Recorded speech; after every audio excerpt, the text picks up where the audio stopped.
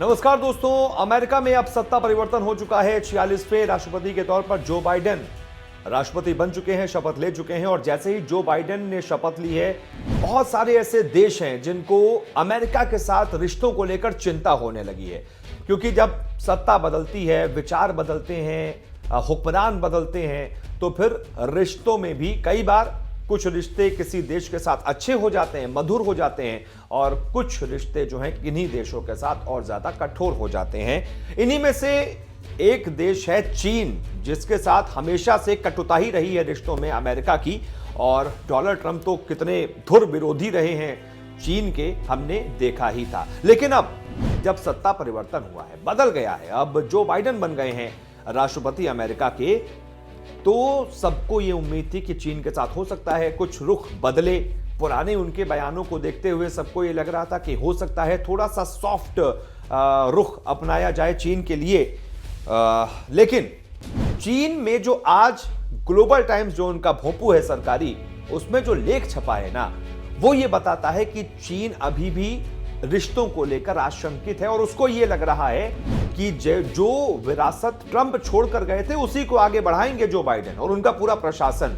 कुछ रिश्तों में मधुरता नहीं आने वाली है, जो खटास है वो पड़ी रहेगी। और जिस तरीके के बयानात चीन के लिए दिए जाते रहे थे, वो आगे भी जारी रहेंगे।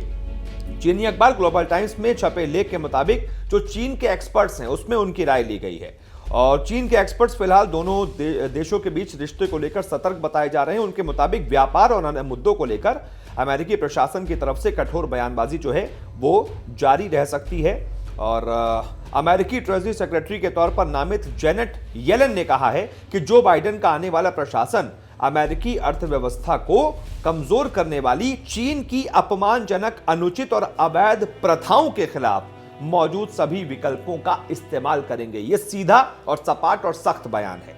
उन्होंने आगे कहा कि चीन अमेरिकी कंपनियों की कीमतें गिरा रहा है, जिसमें अवैध सब्सिडी मौजूद है, उत्पादों की डंपिंग है, बौद्धिक संपदा की चोरी है और अमेरिकी सामानों के लिए बाधाएं उत्पन्न करना शामिल है।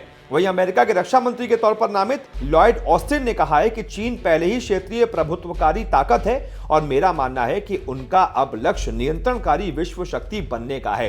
वो हमसे अलग अलग क्षेत्रों में प्रतिस्पर्धा करने के लिए काम कर रहे हैं और उनके प्रयास नाकाम करने के लिए पूरी सरकार को एक साथ मिलकर विश्वसनीय तरीके से काम करने की जरूरत होगी।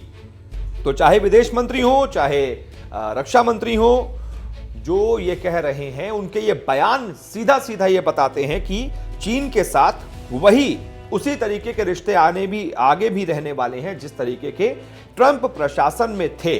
क्योंकि चीन जिस तरीके से लगातार, बिल्कुल सही कहा वहां के रक्षा मंत्री ने, वो कोशिश यही कर रहा है कि पूरी दुनिया पर सुपर पावर अमेरिका को पीछे छोड़ते हुए उसका नियंत्रण हो।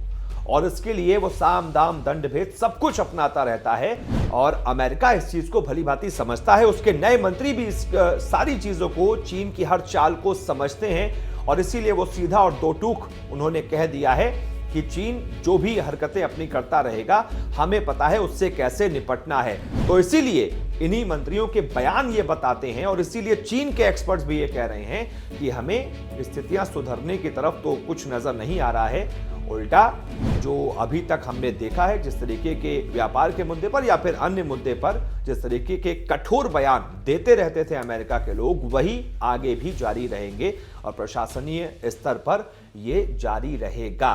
तो आप क्या सोचते हैं, बताइएगा इस पूरी खबर पर। वीडियो को लाइक जरूर कीजिएगा, शेयर जरूर कीजिएगा, चैनल को सब्सक्राइब जरूर कीजिएगा। बहुत बहुत शुक्रिया।